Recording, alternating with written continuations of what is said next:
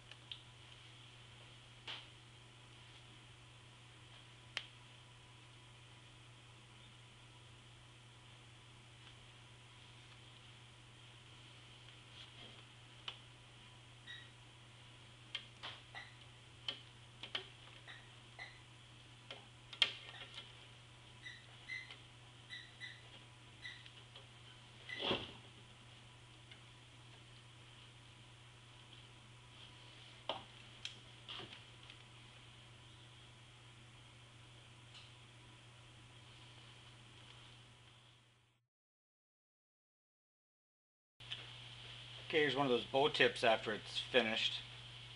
I just took it on the bandsaw and thinned it out a little bit on the ends too. Now I'm going to take my rasp again, and I'll start making this profile thinner. I'll start shaping this tip a little bit, and then afterwards I'll start thinking about giving this the blend that it needs.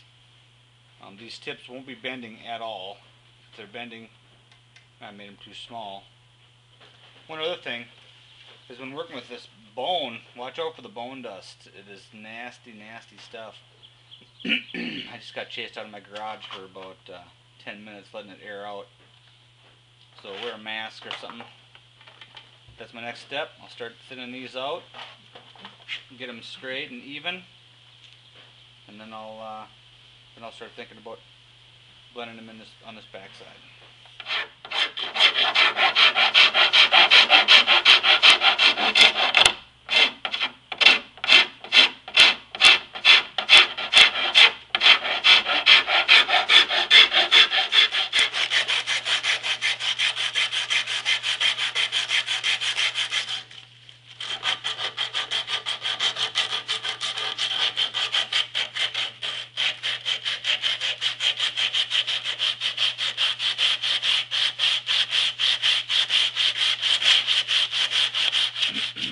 Alright, now that I got these ends in shape a little bit, I'm going to flip the bow over and start doing this backside a little bit. This will be rounded off nicely. It'll be almost to a point and back. It'll widen and flatten out as it goes this way. So now I'll flip it over and I'll get to doing that.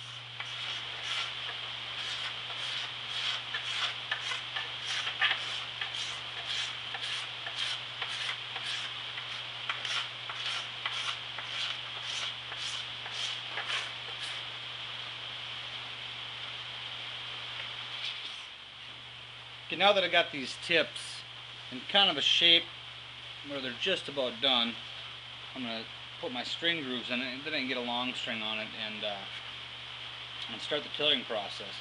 So that's the tool I use for that. It is an Oregon chainsaw file. I'm not sure what diameter it is. I just picked the one that was closest to a string. And I like it because it's, well, like I said, it's the right diameter. And it's very fine teeth. It's meant for sharpening a chainsaw file here.